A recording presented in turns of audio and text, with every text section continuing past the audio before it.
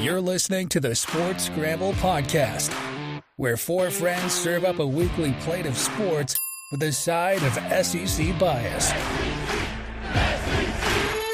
Now, here are your hosts, Jedd, Jacob, Wade, and Tyler. Let's go!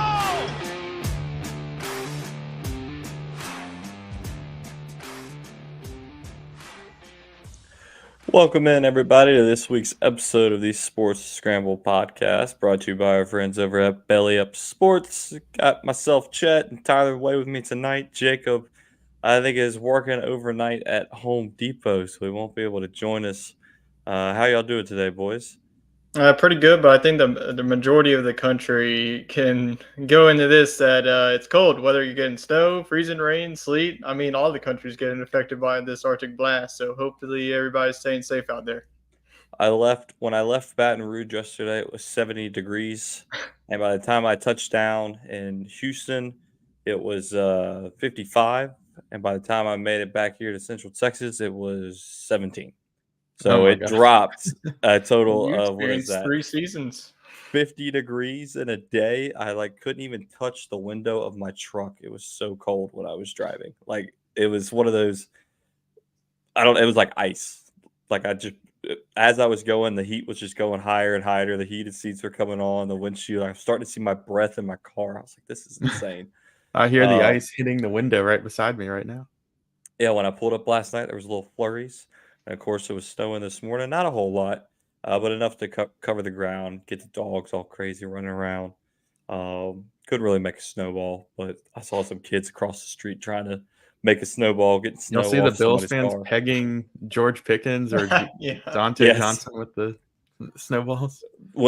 So I saw that I was watching the game, and I mean, I guess if they would have scored there, it would have been a one-score game, but he lays out in the end zone, and it didn't really hit him, but he might have seen it coming, kind of affected there. I mean, what do you expect from Bills Mafia? They're jumping through tables, throwing snowballs at opposing players. I didn't want to do anything today, let alone play a football game. I mean, I think it felt like -1 in that stadium, which was to get hit on the turf in -1 degrees. I don't know if you noticed, yesterday, which I guess it doesn't really apply to the Detroit game because it's in a dome, but I saw today a few players I think it was the Bills, exited with a concussion, and they didn't look like hard hits, but I think their heads slamming against the ground and how hard the ground was, it just kind of added into that. Of course, the Miami and Chiefs game, that was even colder. It just wasn't snowing. I mean, that's not football weather. I don't care what anybody says. That I'm surprised they didn't move that game. We got Neil checking in. Feels like -7 right now in Dallas Fort Worth. Yeah, that's not fun. That's why the Cowboys are heading to Cabo, like we said in our title for tonight's stream. Hey, Cowboys got to play inside. Yeah, they're lucky because they got absolutely routed by the Packers. Of course, I was at Matty Ice's wedding. Congratulations. Didn't really get to watch much of the game, but I tuned in, and it was like 27-7 at half. So either one of y'all watched that? And I mean, what Jordan Love just took over. He's got Aaron Rodgers over there.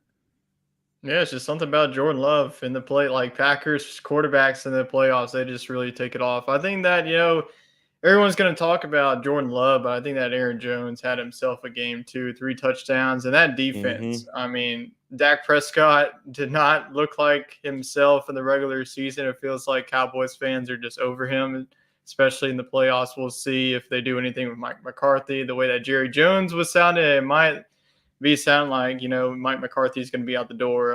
But yeah, this is just, I'm sure that Cowboys fans are just so over this. It feels like it happens every year, but this was just an absolute rout. Like last year, the Cowboys got out in the first round, but it was close. This year, I mean, the Packers, they were the first 7 seed to do it in NFL history. And then, they got a tough test coming up with San Francisco. But really like what the Packers showed, Romeo Doubs, however you say his last name, I don't know. Doesn't matter because he's catching touchdowns. Yeah, he had over 140 yards and a touchdown to his name. So this was definitely a complete game by the Packers. I said it 2 weeks ago before the season wrapped up. I was like, if I'm the Saints and they win the NFC South and they get to the playoffs and they would have been playing the Cowboys in New Orleans, I was not scared because, like I said, the Cowboys choke every time they get to the playoffs. Have they won? Have they got past the first round? Didn't they get to the second round a couple years ago? They did And then they last year. lost. Maybe not. There was a time when they won that first round playoff game and everybody was losing their minds because it was the first time they had done it in years. But yeah, Dak choked. Do you see Mike McCarthy and Dak leaving, or just one of them? Dak had a really good year overall. I mean, yeah, it's a shame he had a bad game. And, I mean, they put up 32 points. Most of it was in garbage time. I don't think you could confidently say that you could start next season with a quarterback better than Dak Prescott.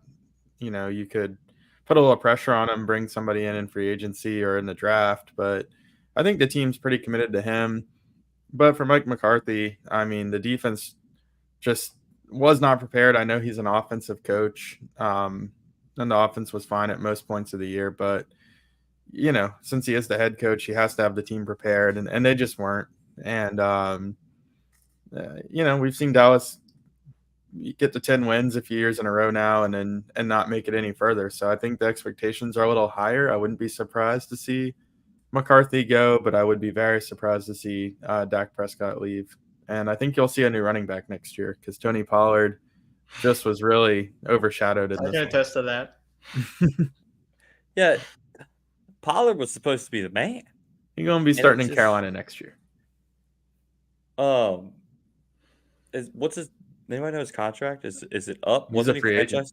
Okay, that's what I thought. I mean, hell, Rico Dowdle, I feel like was a better running back than he was. I think Dallas will be looking at maybe Wisconsin's running back and the Braylon Allen. Yeah, that would be a good pickup. Yeah. Well, the Cowboys are at home crying. You saw Skip Bayless throw that clip of him throwing away the jerseys, but the automatic trash can lid closed every time before he threw another one in, and he had to rip it open. That just made the clip even better. He does that every season, so eventually he'll learn to just stop cheering for Dallas. But on the other side of things, the Texans just handled Joe Flacco. CJ Stroud said, "Joe Flacco, you might be 5-0 in playoff games. Adios, sucker, because you're not doing it here in Houston." I mean, it was 47-14, 45-14. I mean, Stroud put on an absolute clinic, and now they get the honor of facing the Ravens next week. So I don't know. It's going to be hard for the rookie quarterback to go in there against Lamar, but I think it'll be an absolute battle. Tyler, what do you think about that game? Texans taking on the Ravens. It was a complete 180 what we saw a couple of weeks ago when the Browns. It was a different situation. Well, they didn't have CJ. Yeah, they didn't have CJ Stroud. Pretty much it was most of their backups. But yeah, it was close going into the half. But it was the story of the weekend that all these wild card games, even tonight so far, it's 10-0. The last time I checked, that the Bucs were up. But all these games have really not been close. The Bills were able to run away. The Packers, it was 48-32, but in reality, that was a blowout too. And then the Chiefs took care of business. But CJ Stroud is him, and that defense, man. I mean, Derek Stingley Jr. too. Like, he made some real quality plays. So I think that you got yourself a running back. Damian Pierce looks like he's getting trounced by Devin Singletary and Nico Collins. I mean, they got all the. This is like one of the youngest teams. I said in the season that this was going to be a team to watch, and here they are making a playoff run. So I don't think that they're going to be too scared. Baltimore, there's always, every year that we look at it, like there's always that number one seed will go down because, like Baltimore is hot, San Francisco is hot. It's like you rather, play a game, get some momentum, and the number one seeds are, it's good to rest, but you also want to keep your momentum up. So if you really want to pick what game's going to be closer, I mean, I think that Houston's got every shot to go in and beat Baltimore. I would love to see it. I mean, since I'm now an honorary Houston fan, since the Saints are apparently keeping Dennis Allen, I'm done with that poverty franchise. Y'all can have Derek Carr. Y'all can have Dennis Allen. Send Jameis to Houston to back up C.J. Stroud, and let's rock and roll. I mean, weather, I think it's going to play a factor into this. I don't know how long this Arctic blast is lasting. If it's going to be I think it's going to lingering in be Baltimore next cold, but weekend. not snowing. Okay. I mean, C.J. Stroud played at Ohio State. That's pretty dang cold. But he's been used to playing in a dome. You mentioned Nico Collins. I want to say when Tank Bigsby went down, I mean, he just stepped right into that role. Like they were kind of both the 1A, 1B of the offense, but Collins has been going absolutely bonkers since Bigsby went down. He's become pretty much a true number one. But one thing to watch for Baltimore is they get Mark Andrews back. So that's another weapon for Lamar. We'll see how that Texans defense stands up to that. What do you think, Wade? Texans, Ravens, who you got? Well, I hated on the Texans last week, picked the Browns, wasn't a good pick. Also picked the Cowboys. So what do I know? I don't know. I just feel like it's Lamar's year. I really wanted Pittsburgh to pull off the upset today so that we could see CJ Stroud go into Arrowhead against the Chiefs. I think they would have had a tremendous chance to win that game. I think they still could pull off the upset. These two teams did play in Baltimore earlier this year to start the year. Totally different scenario.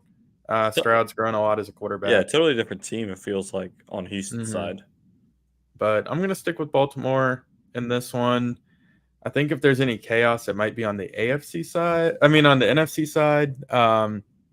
I think San Francisco is good, but at times they've looked a little suspect as well. So that's what I'm going to go with for now. But I wouldn't be surprised to see Stroud do it. He looked really good. I don't know if I want to shy away from the logo colors with the 49ers and the Ravens. I mean, that's the past couple of years they've predicted it based on the colors that are used in the logo. So as we all know, the NFL is scripted. I really want to pick the Texans, but I don't know if I can go against the logo. I mean, it's right there in front of our face. So I guess per that, it's got to be the Ravens. But I would love to see C.J. Stroud and the boys go into Baltimore and get it done. Tyler, you going with Lamar? Yeah, I'm going to go with Lamar, but I would not be shocked if this game's come down to the wire. I think that the Texans are strong on both sides of the ball, but like you mentioned, the logo, it's been happening. I'm hoping it keeps on going because the New Orleans, I saw a post on Twitter that the two teams would be the New Orleans Saints and the Baltimore Ravens. I would love that as a Saints fan. Well, it's going to happen. Probably not. But in this game, I am going to go with Baltimore. I think that the rest helps. So this was a team that was banged up. The way that Zay Flowers, like you mentioned, they're getting Mark Andrews back. I just think that this defense is going to have an answer for C.J. Stroud. I think that Lamar is going to show him why he's going to be the MVP winner. So give me the Ravens at home. I like it. Lamar MVP.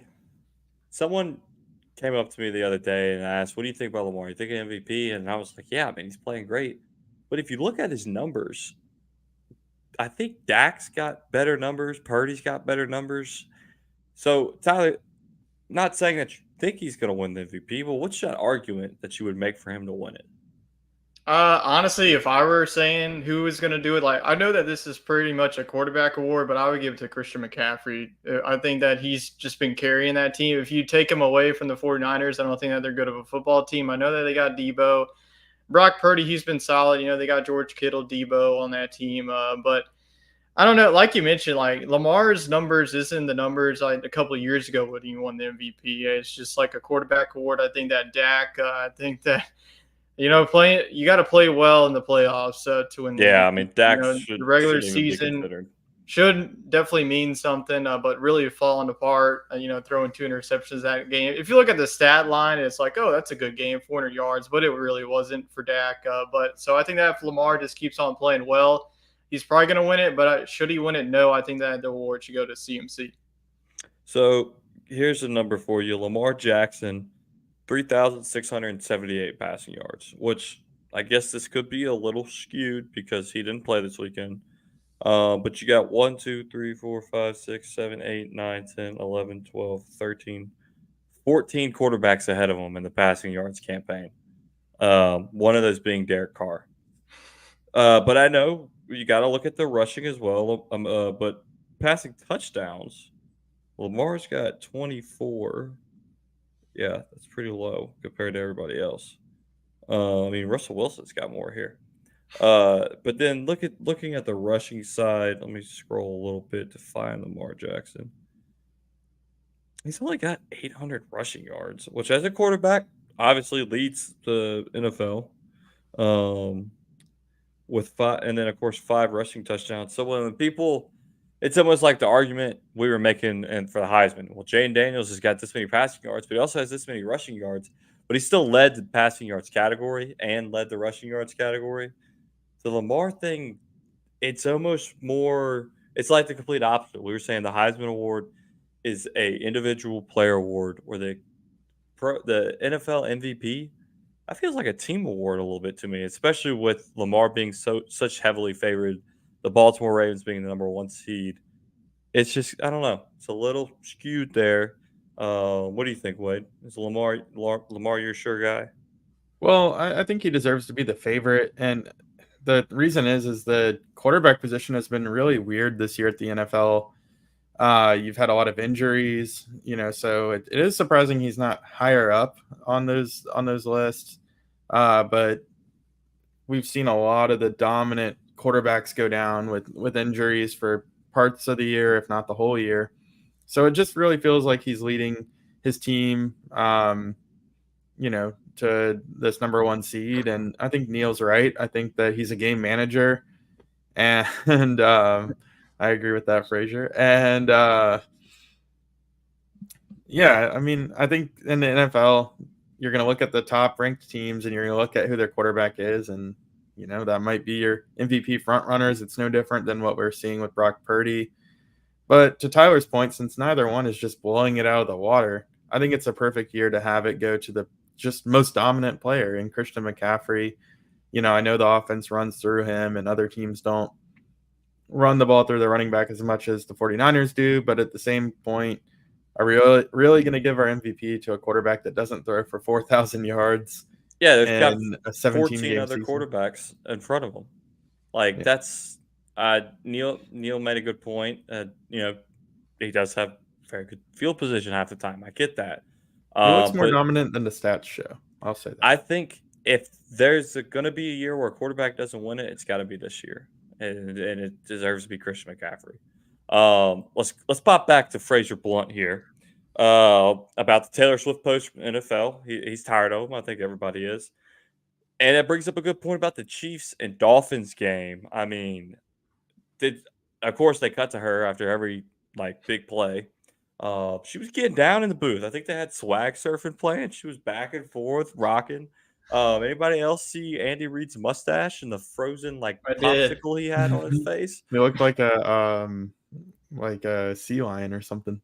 Yeah, I don't know how you take that seriously. I think old Clyde Edwards-Helaire tweeted out something like, "I'll be honest with you, I didn't know what coach was telling me in the third quarter. All I saw was frozen snot stuck to his face, and I couldn't look at him anymore." I mean, that's goodness. I mean, the box that Taylor Swift was in the first quarter, she couldn't see because it was just ice up the side. I saw a tweet from a guy who bought a water and he took it out of the fridge and it just turned into ice. I mean, that's how cold it was. It was, I don't know what the correct way. I was kind of surprised she was there, honestly. It's playoff game. She's got to be there. In the suite, so I know, but it was hard to get there and it was freezing. She loves Travis. It's true love. It's a love story. I guess. Next trip, Buffalo, New York.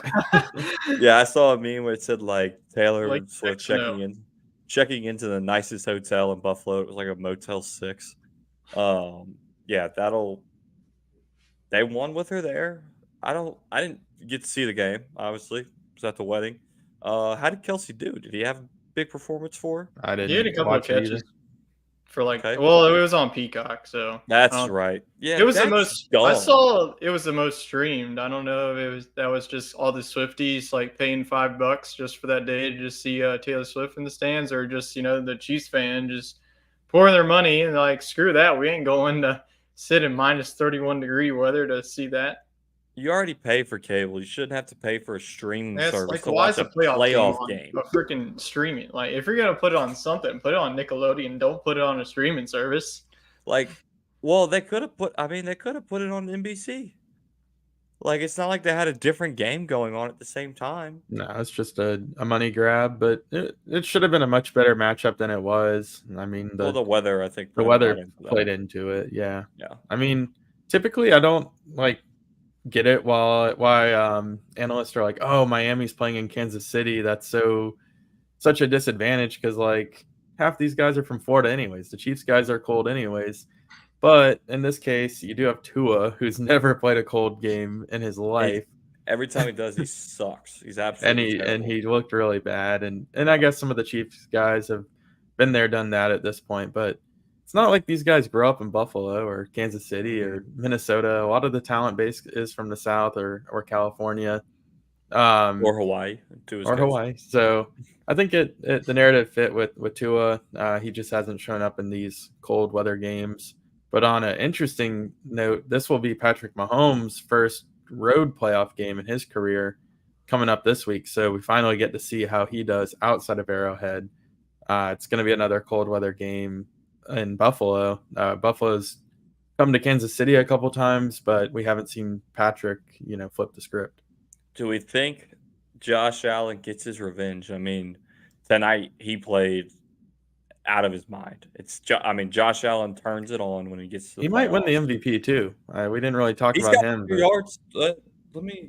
So Tua leads it in passing yards, but Josh Allen's two behind him. You got Tua, Jared Goff, Dak Prescott, and Josh Allen, and it's a 300-yard difference there. Allen's got 7 more touchdowns and 5 less interceptions. Allen, I think, leads the NFL in touchdowns. He does. He's got 36. He had a ton of picks too this year. Well, he's only got. Oh, I'm sorry. I'm looking at Dak Prescott. Dak Prescott's 36-9. Josh Allen's 29-18. Yeah, he threw a lot of interceptions. So forget what I just said about less interceptions than Tua. But he's getting it done on the ground game. That's what kind of really jump-started their offense tonight. He had that 52-yard touchdown run where he just barreled through defenders. So I goes think a long way in this weather, to have that weapon. Yeah, because Mahomes isn't doing it. Pacheco looks like he's got snowshoes on when he runs in the cold. Yeah, really. I'm giving the edge to the Bills, especially with it being at home. I mean, the cold weather, I don't think is going to play a factor into how either team performs because you saw what they did this weekend.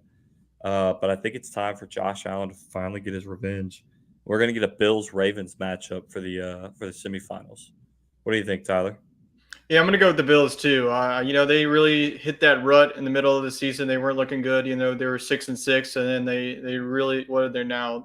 Won their past 6 games. So they're one of the hottest teams in the league. The Chiefs, they're always tough. With Patrick Mahomes on the field, you're never going to shy away from it, especially in the playoffs. But I think it's time. Josh Allen has been so close, to the AFC Championship and, hasn't been to a Super Bowl yet. So Bills Mafia is going to come out. Maybe we see more snowballs thrown on the field. Who knows? But I am going to go with Bills Mafia to win this one in this revenge game. It's always a good one whenever the Chiefs and the Bills get together. Yeah, I mean, it's always the last second. Well, I guess 2 years ago or last year it was a little. Well, last year was Joe Burrow, I think. Was it the last year that Joe Burrow went into Buffalo and beat them? Yes, that's right. He beat Buffalo in the divisional round. 2 years ago, the game went to overtime. Right. And Mahomes got the ball first. Yep, the coin flip. Yeah. Yeah, so that's not going to be the case since the NFL changed their playoff rules. How crazy would it be if it goes into the playoff or into overtime this time and it's Josh Allen gets it done? He gets his revenge. I mean, they are going to have a field day with that. But I think just the way that this Bills offense is playing, you see that the touchdown catch by Mr. Help me out here to put the game on ice. Khalil Shakir. Yeah, the two they couldn't tackle. I mean, it's just nitty gritty, hard nosed football. Josh Allen yabba dabba doos his way through the defense and gets into the end zone. Wade could call on that Josh Allen anytime touchdown bet. The only one that didn't hit so far has been Amon-Ra St. Brown. He let me down. But I'm going Bills. I like their chances. Wade, it seems like you're leaning towards them as well. Not so fast. I'm going to go with Ooh. Kansas City. We can't have 3 Bills picks. And look, it's Patrick Mahomes in the playoffs. You mentioned Josh Allen being turnover prone. James Cook is turnover prone. It's going to be cold. I feel like the Bills are going to outplay the Chiefs, but Mahomes is going to clutch up, get him out of there with a 2-point victory. And I think Josh Allen makes a critical mistake down the stretch, him or Cook. So I'm going to go with Mahomes. It just kind of feels like we've been ragging on him. We know the talent's there. We know the talent's there with Kelsey. Just feels like they're going to click at some point, and somebody better knock him out or they're going to win the Super Bowl. Yeah, and the world is going to be set ablaze by Taylor Swift fans. Because your color matchup could work with that too, right? Oh, wait, no, because there'd be no purple team on the other side. They could be the red team. It'd be all red. Well, I guess, is there any? No, there's no purple. Yeah. The NFL would have a field day. Taylor Swift would be at the parade. Travis Kelce would probably propose to her. Like, because I'm sure y'all saw the leak, since we're all big Swifties here, of the TMZ report that they are planning to get engaged during the summer. And I was like, that's not something like you plan to do. Like it's a surprise. I don't know. I feel like celebrities do though, because they like have to coordinate their schedules and their seasons. It's like, all right, on June 23rd, we're gonna get engaged because you're not going to be in Milan. I'm calling it now. Chiefs make the Super Bowl and win. Kelsey drops to a knee on the field after the game, and he really might retire at the end of the year, though. That's something that people got to look out for. He's getting up there in age. I mean, now he's got a lot more fame to deal with. Wants to travel the world with his new boo. I mean, you've got Jason also getting up there. He might retire. He might retire today. Yeah, it makes more sense for him. Speaking of Eagles, Bucs 13-3 in the second quarter. The Bucs are giving it to them. The winner of that game will be taking on the Lions. So let's make a quick prediction here. I think the Bucs are going to win, and the Lions will end up defeating them next week, and we'll have the Lions in the NFC Championship after winning their first playoff game in 56 years. Was that the number? 32. 32? Okay, I doubled it. But yeah, the Lions just feel like that team of destiny with Dan Campbell, Jared Goff. Nobody wanted him. Now Detroit loves him. They had Eminem leading the chant at the game. I mean, how does that not get you pumped up? It's way better than Jack Harlow on the field during the halftime show. So give me Bucs and Lions, Bucs and Lions next week with the Lions taking them down. What do you think, Wade? Yeah, I agree with you, and I feel much more confident picking the Lions in the second round because they got the jitters out the way. I think the Rams were probably a harder matchup than either one of these teams. Yeah. I'll take the Lions to win. I don't know how I want to go in the West Coast game. So what's your Tyler's take on this one? And then it might get crazy. I'm going to go with the Lions as well. First thing though, Rams, cry me a freaking river about the holding call. Shut up. I don't want to hear it. I'm going to say thing. I'm going to say to you, you had your chances to win the game. So piss off. You go home, go on your couch. I'm going to go with the Lions. I'm honestly rooting for Texans, Lions in the Super Bowl. That's what I really want. We'll see if it happens. The Texans have to take care of business in Baltimore. But I think that the Lions, they got their win. Really all the pressure was on them. It was at home at Ford Field in front of a sold-out crowd. Matthew Stafford, his homecoming. Rams played well. Puka Nacua went bonkers. I mean, the man put up 180 receiving yards. I mean, he was definitely like the pick of the season. That's pretty much going to be Cooper Kupp 2.0 there in Puka Nacua in that offense. But really liking the way that Jared Goff has been playing. So I think that they take down the Bucs and move on to the NFC Championship. I would say CJ Stroud's probably going to edge out Puka for Rookie of the Year, huh? With of course, them winning. I mean, it's a hard one. If there's a wide receiver of the year award, that's got to go to Puka there, especially as a rookie. All right, so Wade, you hinted to it. The West Coast matchup, Packers at 49ers. I really want to pick the Packers just because I think it would be hilarious that everybody wrote them off after Aaron Rodgers leaves. Then you've got Jordan Love, just the destiny of quarterback right there. Give me the Packers. Why not? Let's get weird. Let's take the Packers to upset the 49ers next week. All right. I'm going to go with the Packers, too. I'm going to go with the Packers. We got two Packers. Like I said, there's going to be at least one number 1 seed that goes down. I think that the double bye or bye is going to definitely hurt whatever team comes to this. I'm going to go with the Packers. They absolutely took it to the Cowboys. I thought that this was going to be the year that they at least make it to the second round. Maybe they get lucky to the NFC Championship. No, they did not. But Jordan Love is playing well, and they got healthy. Jair Alexander is back.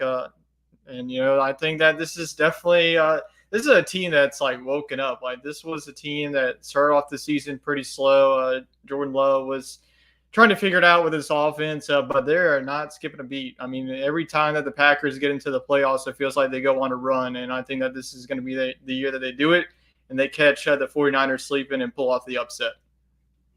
I like it. We got two Packers, Wade. Does that screw up your pick? No, I'll take the chalk. I'll take Christian McCaffrey and the 49ers. I really could see the Packers winning this one too, guys. I think that, the Packers being hot, even in the end of the regular season, plays a big role in this. Christian McCaffrey hasn't played in 2 or 3 weeks. So that could go one of two ways. I mean, he could be very well rested, or he could be rusty, or both. So I could see it happening, but I'll take the 49ers. Should the Packers win, I would feel really, really good about picking the Lions to get to the Super Bowl. That would be awesome. A nice little Packers-Lions, Thanksgiving vibe for a Super Bowl berth. That'd be pretty cool to see. So, I'm not going to remember everybody's picks, but so we got 2 for Packers, 1 for 49ers. We'll see how that plays out. Of course, we'll recap it next week. Maybe we'll have Jacob next week. I don't know. But you'll have to stay tuned for that one and hit that subscribe button if you're watching here in the chat. We're at 291. Once we hit 300, we're doing a giveaway. We're very close. Shout out my boy Addison. He was at the wedding this weekend. He hit that subscribe button for us. So with that, we got to get to Dog of the Week.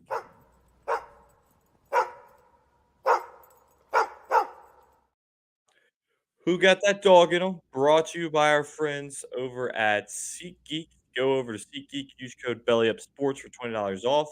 Possibly get a ticket to the playoff game. Didn't need it for the Buffalo game because they announced first come, first serve. Once you get in there, just sit wherever you can find. Oh, man, that would piss me off. Yeah, that would suck. You got some nice 50-yard line seats, lower bowl, and it's just, nope, sit wherever you want. And that's you just have to go through 3 feet of snow to get to your seat. Yeah, really. My dog of the week goes to the Bills fans that showed up at 6 a.m. this morning to shovel snow. Yes, they were paid $20 an hour, but it was negative 20 degrees.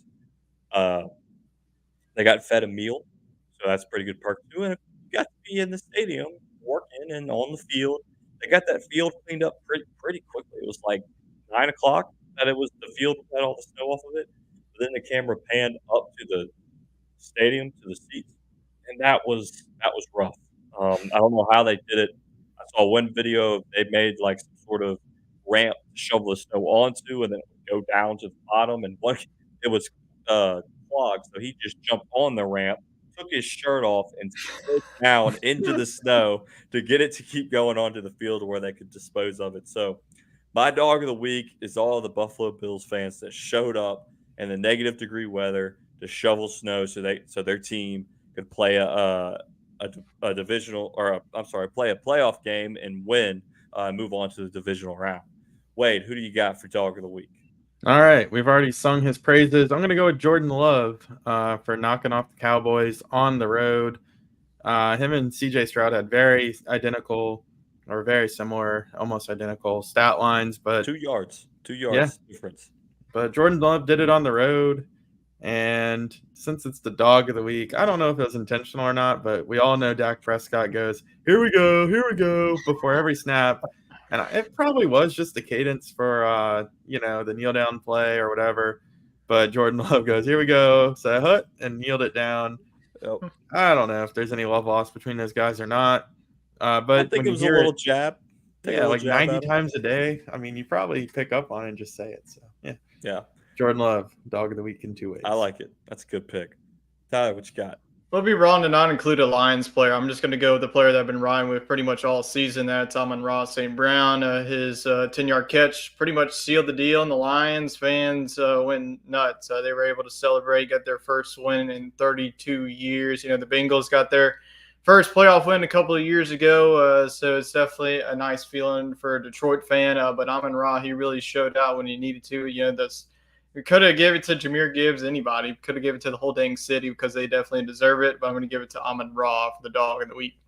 That catch he had, I think it was on that last pivotal third down to come back and then fighting for those extra yards.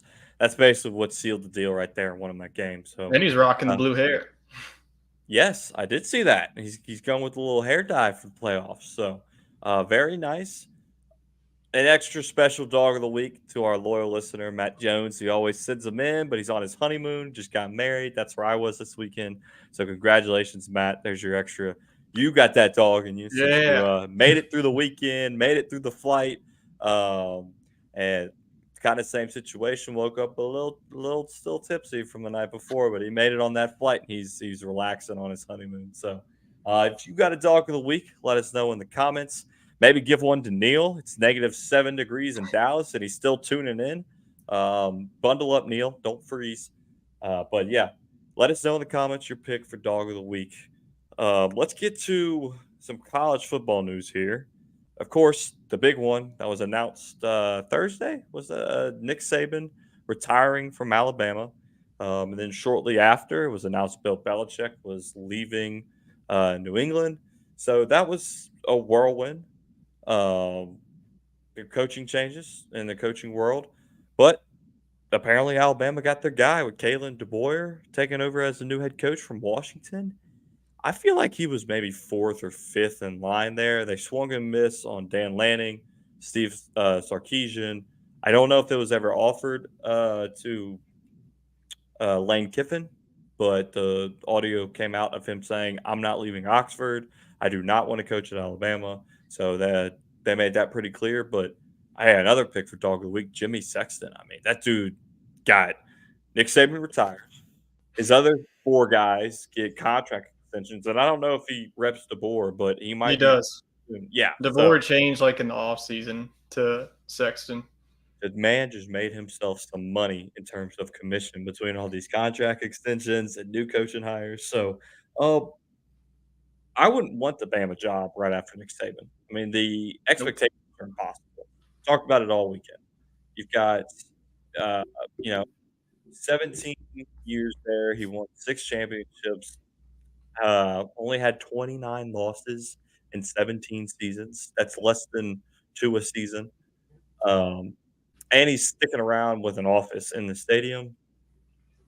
Yeah, that one's tough. But, I mean, DeBoer's won everywhere he's gone, from Division III to high school to college. So Tyler, what do you think of the hire? It's a good hire, but you're not gonna get as good as Nick Saban. There is gonna be a drop off. We're seeing a lot of guys enter the transfer portal, and most Isaiah Bond, he's already committed to Texas. It sounded like Jalen Milroe is gonna be playing, but a key player to watch is Caleb Downs. He won freshman honors, SEC Defensive Player of the Year. It was they were going to go after Georgia's DC, but Georgia's DC stayed. So Downs is kind of on the fence whether he wants to stay or not. But like you mentioned, DeBoer has won pretty much everywhere he's been. The D3 level at Fresno State. At Washington, they made it to the national championship. But really the knack to him is that he's not that great of a recruiter. At Washington, his class was ranked in the top 50. Fresno State was the same thing. But, Alabama can recruit itself, but can it still recruit if Nick Saban's not there? National championships aren't going to be guaranteed. I know that he's going to be in the building. I mean, but we that knew doesn't mean that was going to happen, but it's not the same. It's him being out on the sidelines. So there's going to be a little bit of a drop off, but thank God, honestly. As an LSU fan, thank God. I'm surprised that this happened, but bye-bye. There needs to be – I think that Georgia and Texas, they're probably going to be the 2 top dogs, and then we'll see what LSU does this year. But if you're looking at Alabama's schedule this year, it is absolutely brutal. You get Georgia. That's going to be his first SEC game that Kalen DeBoer is entered to. So welcome to the SEC. But, Kalen DeBoer, he did well with his quarterbacks. He's definitely going to – we'll see what he does if Jalen Milroe. Will Rogers, he's in the transfer portal. Does Will Rogers go to Bama? Who knows? But I saw something that he was committed. He's committed to Bama. I don't know if that was true or not. But I did see Will Rogers to Alabama, which – that would – I don't know who I'm taking in that situation. Will Rogers, obviously, is a great athlete. Didn't really fit the scheme in Starkville this year, but he's got the tape from the past couple of years. And then Jalen Milroe is not the air and out type of player. So what do you go with the guy that won you some games and got you to a college football playoff? Or do you go with the guy that's just thrown for a ton of yards, but it's – different animal in Alabama. I mean, they're expecting 10-win seasons, and that's a disappointment if they get it. So, just throwing that out there. I don't know about the hire. Let's see. Neil's got he says the AD was in Seattle Thursday night. Yeah, but I think a lot of calls were made to Texas, to Mr. Steve Sarkisian, definitely to Oregon with Dan Lanning, and Ole Miss. It sounds like DeBoer was 4th on that short list, or maybe wasn't even on it until these guys all turned him down. Mike Norvell, another one, inked a 8-year, like over $10 million a year, which is kind of surprising considering the state of the program that Florida State's in, not knowing where the conference will be. But what do you think of the hire, Wade? I mean, I think they got the best guy. I mean, Dan Lanning is a defensive coordinator from Georgia. I see he has the SEC ties. I would have been okay with that hire, but he hasn't really gotten over the hump at Oregon. Washington had their number this year ultimately. Kalen DeBoer wins a lot. I understand the knack of the recruiting, but he's not recruiting to Seattle, Washington anymore. He's got real players in his backyard. He's recruiting to Alabama, and the name's going to recruit itself for a few years. It's his job to maintain the name, but he'll get his guys. People are going to want to play for Alabama. NIL money's there. This reminds me a lot of when LSU hired Jay Johnson. I mean, everybody thought the LSU job was going to be coveted by Mike Bianco and that all these guys were just going to leave their current jobs to come to the top dog, and they didn't. And you just kept going down the list. But you settled for a guy that had, just gotten to a national championship. That's a home run hire. Yeah, it was a home run hire. So look, this guy just was in the national championship. Had he had a roster like Alabama's, I think he would have won it.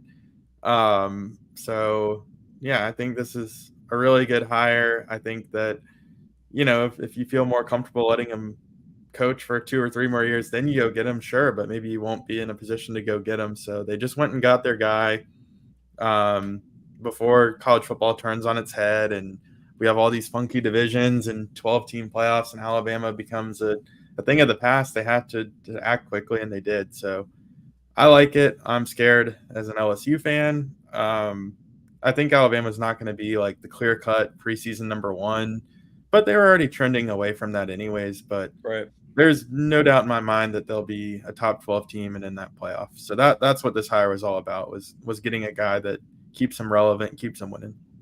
Well, and they had to make the hire quickly as well because it's looking like Michigan's going to have an opening with Mr. I just blanked on his name. Harbaugh. Brain fart. Harbaugh interviewing over there at the Chargers, I think is who he's interviewing with this Chargers, week. So, maybe the Cowboys. Yeah, possibly the Cowboys. Bill Belichick. Patriots hired their guy. They hired Mayo. I think Michigan would hire with Sean Moore. I think they would promote him. Got an interesting stat here. Yale is the college with the most national championships. That is true. Bama is number 2. Good to know. That's called dominating the 1910s versus dominating the 2010s. Yeah, that is true. It is true. And if Yale and the rest of the Ivy League schools were allowed to be in the postseason, maybe they would be up there with the South Dakota States of the world and continue their dominance. How do y'all feel about the Nick Saban having an office in the facility overlooking DeBoer and like making sure it's run the right way. I know how I'm I not going feel, to tell but the I'm man curious. no, but I don't I mean, like. if I'm DeBoer, like you can be there, but this is my team now. Like you can like have your opinions, but this is my team. He's going to do it a totally different way. I mean, DeBoer's going to have a different culture about the team. It's already gotten to a more national recruiting base, but Alabama's always gone out and got their guys, you know, from the West Coast. Alabama's not Georgia. It's not Texas. They don't have the recruiting hotbed that some of these other states have. So they've always nationally recruited. But I think DeBoer is going to bring a little, you know, fresh blood to it. You're not going to see the same assistants recycled throughout the SEC. That's going to be the big thing. If Nick Saban was always able to reload, right? Offense coordinator gone, defense coordinator gone every year, no problem. Get a new one in. I think that shows a testament to how good of a coach he was. I don't think that's going to happen in Alabama because, I mean, I'll tell you right now, they're not. I don't think they're going to win a national championship next year in his first season. I think it's going to take some time. I'm sure they'll still be good and competitive, but I think it kind of knocks them down a notch, which it should. They had arguably the greatest coach in college football history for the past 17 years, and he's gone. So they're going to lose a lot of guys. They're going to lose a lot of recruits. Do you think him being there plays into the recruiting situation at all? I mean, some of them are saying like, "Oh, he'll just meet with the recruit day of, hey, how you doing? It'd be great to have you here." But in the end, he's not ultimately coaching you. He's not playing a role in your time in Alabama. So, do you think that weighs into some factors for the recruits? His success plays a factor in it because of the legacy he's going to leave at Alabama. But anything he does this going forward in this role to me is irrelevant from a recruiting standpoint. But I would feel just as confident going to Alabama as I would any school if I was a recruit next year in terms of, am I going to be in a position where I'm going to get to the NFL and be developed? I mean, I think that he's going to leave that mentality behind, and I think DeBoer is, you know, smart enough to continue it. The only other place I would put up there would be Georgia at this point. And this is Georgia's time to go for the kill shot, right? They went and hired Travarius Robinson, who was the last remaining defensive coach on Alabama staff, you know, allowing Alabama to not promote him or something. So they see it, they're seizing it. And but yeah, I don't think anything that Saban does going forward impacts recruiting, but I think that his legacy will hold on for a few years. Okay, no, I could see that. I like that answer. But it could end quickly. I mean, this college football is changing every single day, every second. So speaking of that, I heard a pretty good proposition brought up by the mic'd up crew over in Baton Rouge. They said that Saban should be promoted to almost a commissioner of college football. I mean, he's grown with the game, has so much influence on the game. With where college football is going right now, you can't rely on the NCAA to police this, right? I mean, the conferences already don't care what the NCAA says. So you almost need like a sole commissioner of college football, with that being Nick Saban, and maybe he works it out with NCAA and NIL and transfer portal and TV contracts because people respect what he has to say, right? I mean, he's been in the game for so long. You look at college football, he's changed the game in a lot of ways. I'm saying a lot of good things about Nick Saban, even though I hate him. But Kyler, do you think he's just going to sail off into the sunset? Maybe take an analytical or a TV announcer job, go on College Game Day, take over Lee Corso's spot because somebody's got to. I mean, he can't be around there much longer. Let Lee Corso be your commissioner. Lord. Or does this commissioner role sound like something that might be good for college football in the long run? I just don't think that there's going to be a commissioner ever in college football. I just think that we're just at the point that the conferences are going to do whatever the hell they want and just pretty much stick the middle finger to the NCAA because the NCAA doesn't really any control like anything in college football unless like you get a slap on the wrist by them, like a violation of recruiting or something like that. But you never Florida really State just happened. Yeah, well, we'll see if they were offering the that player, the whole Florida State thing. Wade and I were reading it when I was in town. $15,000 a month to be on the team. Like, then, of course, it doesn't come out who the player was or anything like that. $15,000 a month. That's insane. Like, Probably not even on the high end. yeah, I'm sure these players are getting a lot more. So they got to do something about it. We talked about maybe a salary cap, or they play each player a salary, and then they're allowed to do their own endorsement deals. But It needs to be put in an escrow account for them where they can't touch it. And it's just like, you get this money when you go pro, but if you leave, then it's voided. Yeah, they sign a contract, 3-4 year contract. And once you fulfill your obligations, you get the money. I don't know. That's the $15,000 a month when I heard that number. Now, the same could be said for the coaches. I mean, I think Washington should probably take DeBoer's bonus that he got last week right back, because he turned around and left and didn't cause them to have to panic and overpay for a coach. But they made a good hire, so I think it worked out. Yeah, they got Arizona's coach. So we'll see what he does. But it's just fake money at this point, right? I mean, Mike Norvell's making over $10 million a year. He has like 2 good seasons with Florida State, and they're like, oh my gosh. He was about to get fired 2 years ago. Now, if Exactly. Alabama hired him, that would have been Harbaugh was about to get fired too. Yeah. And then, I mean, people were calling for Brian Kelly's head this year because of how bad Matt House was in the defense. He's making $10 million a year. Does matter that much? Like, yeah, you got to have a guy that keeps your program in line, but like, that was Ed Orgeron's downfall, was not keeping the program in line, but the talent won it for him. Like, Jim Harbaugh's got the program falling around him, and the talent wins it. Like, you just need somebody that can keep the roof up, I guess. You need almost like a good CEO. The CEO hires people to do their job. You just need like now hiring players. Yeah, players, assistants. It's just the team manager. The numbers are getting up there for some mediocre coaches. All I'm saying. Mm-hmm. Saban had it written into his contract that every time somebody was paid to become the highest paid coach, he would get a bonus to then he would become the highest paid coach. So it's a dangerous game you're playing because you're chasing the next person. I mean, say LSU wins the national championship 2 years from now. Okay. Brian Kelly's going from $10 million a year to probably like 12, 13 million. And then so-and-so, it was Steve Sarkisian's going to say, hey, I want more money because we made it to the playoff. And now he's getting paid more. And then you just goes down the line to where everybody's just going to want more, to where in the end, the fans are going to get screwed because we're going to be paying $45 for a beer in the stadium to help pay for the coach. Like Dodgers fans with Shohei, you're going to be paying $45 for a thing of French fries. So get ready for that one. But you can argue it till you blue in the face. College football is all about money. That's why you see him sign these big deals with the TV, the news stations. You got ESPN and SEC with their huge deal.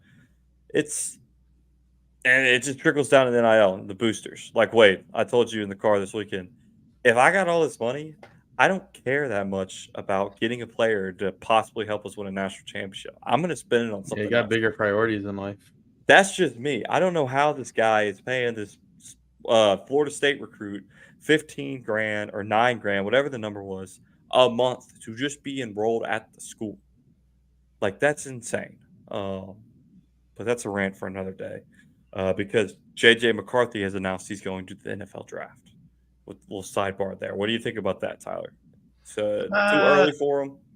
I probably would have come back just because how this quarterback class is shaping up. Quinn Ewers is coming back. Bo Nix is going to be in there. Caleb Williams announced that he's going to be entering the draft. So there's probably going to be like 3 quarterbacks go in the first round. You'll probably have like Michael Penix, Bo Nix be day 2 guys. I'm sure that there's going to be some team that probably drafts. I think that JJ McCarthy can go either early, probably in the 3rd round is the earliest round that I would put him in. But we'll see what system he goes into. But I just figured that one more year would be great. We're seeing that Blake Corum, he's going on. Donovan Edwards announced today that he's coming back. So I just think that another year could have done him good. But maybe we know something that we don't. Maybe that's a sign that Mr. Harbaugh is going to the NFL. Yeah, I mean, Harbaugh called might JJ pair up. McCarthy the Yep. greatest quarterback in Michigan history, which I guess he's the only one to win a national championship. So there's that. He's got that going for him. Uh, so did Caleb Williams officially declare? Yep. Okay, Mhm. because I saw a report that he wasn't declaring until he received confirmation that the Bears would trade the first pick. I mean, this stuff has got to be made up by now. Like, dude, you're not. I He's don't what? think he really said it. Yeah, it's got to be made up. There's no way they're letting this 20-year or 21-year-old kid decide like what franchises are doing. Like, dude, you're there to play football. You're not there to run the team. You're not there to get ownership of the team. This is how the NFL has worked for years on years. You're the best player, supposedly, number one pick in the draft. You're going to the worst team. Suck it up. Well, who do you think that would be? Because I don't think the Bears are keeping the number one pick. Probably just be Washington or either New England move up a spot. I don't think it's going to be anybody below them. I mean, maybe Atlanta makes a move for them. It's whoever falls in love with Caleb Williams and trusts him in the draft process Right. enough to do it. Otherwise, if you're on the fence about him, I think you're probably viewing him the same as a guy like Drake May or Jaden Daniels potentially. So if you're not all in on Caleb Williams, there's no point in moving up. But a team like Atlanta, like you said, Tyler, that's a team to watch because they have no shot at any of the three of them unless they make a move up, and they have some young talent. That they could pair with some draft picks, and they pick pretty Right early in away, every Kyle round. Pitts. Yeah, you could trade Kyle Pitts They should. to get up and move up with Washington or something. Like the new coach. Yeah, Because like Washington might not need to take a quarterback this year because unless they're getting Caleb Williams, I don't know if you could guarantee that those guys are going to be better than Sam Howell next year. And then in the 2025 draft, you'd have your pick of the litter with some of these other guys. So Quinn Ewers to me would be worth waiting for over trusting my franchise in the hands of Drake May or maybe even Daniels. I'll say it now. It's January 15th, 2024, 8:47 p.m. I think Caleb Williams is going to be a bust. I don't believe in him at all. I think he's gonna be like a Jamarcus Russell, too big of a diva type of not show up to practice because he's doing media deals or some crap like that, or he wants ownership of the team. I think he'll be a bust. That's just me. I could be wrong. If I'm wrong, I'll come out and say it. If he wins the offensive rookie of the year next year, I was wrong, but I think he'll be a bust. So I see him being a little better than that. Maybe like I see him the being Baker better than Bryce Jones. Young was this year. He could be on like a level of a Daniel Jones, like playing good when you need him to, and maybe get a good extension, and then he just kind of disappears. I think he's kind of like Kyler Murray in a way. I mean, off the field and on the field. But Yeah. The good thing that the Bears say that they take Caleb Williams, you only have to wait a couple of rounds, and they could either get maybe Malik Neighbors is on the board, Roma Dunze. I'm sure that Marvin Harrison Jr. If the Cardinals are at number 3, the Cardinals are going to take him. They need some help. Marquise Brown, he's not going to be it. Rondale Moore, his contract is starting to end too. So the Bears could really go all offense here. They can get Caleb Williams at 1, and then just get the best available wide receiver to pair up with DJ Moore, because that's pretty much all you have in Chicago. You don't have anybody else. Like Cole Kmet, he had himself good games, but he was very inconsistent. It's like DJ Moore. That's pretty much all you can throw to, and the running backs, they're abysmal too. I think they need to sign someone. I don't know if the Justin Fields experiment is done in Colorado or Chicago just yet. So that's why I'm not sure if they'll want to deal with both of them on the roster like that. But if they are done, I would definitely use them as trade bait to get a couple more picks. Like you said, take Caleb Williams at number 1, and then maybe try to get another pick in that first round to get a top tier receiver. Probably don't have to draft a running back in the first round. I don't think there's anybody this year that's worthy of a first round, have to get them, But they definitely need some help in that situation. That's all I've got, guys. Of course, we'll continue to preview the draft. College baseball is coming up in about a month. We're going to have some big things coming out for there, some prediction shows there, some previews. that's kind of I think it was our bread and butter last year, especially when LSU made that deep postseason run, winning the Natty. See if they come back and repeat it at number 2. Quick question here. Tyler, you and I texted about it. Wade, would you be able to hit a 98-mile-an-hour sinker if you were a college baseball athlete? I don't think so. They've got I can't remember his first name, but he's a sophomore for LSU. Moffitt Aiden Jr. Moffitt. Aiden Moffitt. He's topping out at 99 with a fastball, and then he hits you with a 97, 98 mile an hour sinker. Like that pitching combination there, that's deadly. They got a pitching lab going on down there. Yeah, just like Wake Forest pitching lab is the big deal at Wake Forest. Was it called the pitching lab? Remember Yes. they talked about it for 45 They minutes shoved it up straight? our throats. Don't worry. Yeah. Well, that pitching lab did you a lot of good against Tommy Tanks in the semifinals there. So we'll have some big college baseball content coming out. That's I'm excited to get into that. We'll do a preview. Are we going to get a preview on the SEC talk on SEC baseball? We'll see. What it's up for, we might have to do one. We'll see how much knowledge we have. I know that we have a lot of knowledge on LSU, but Florida's going to be really good. A lot of guys have left and new teams. This is going to be the last year before Oklahoma and Texas join. So we're going to see Oklahoma and Texas get their first ace in football, and then whenever the next spring season kicks off, so that'll be interesting. The SEC is going to be loaded again in baseball, as they always are. Yeah, I've got a connection with I guess he's an assistant coach for Mississippi State. Maybe we'll reach out to him, see what he thinks on his dogs. But yeah, stay tuned for that. Make sure you hit the subscribe button to be looped in on college baseball talk as it comes up. Anything else, gentlemen, before we throw it in? All right. Well, we appreciate everybody watching. Let us know your picks for next week's playoff game. So we'll see where we are and how right we are all picking the Packers and Wade taking the 49ers. So y'all have a good one. We hope you all stay warm this week. Yeah, I'd love to see the Packers win. We hope everybody stays warm, bundled up in the Arctic freeze, and then hopefully it warms up. We can enjoy next weekend's football game. So with that, we all hope you have a wonderful night and a good week.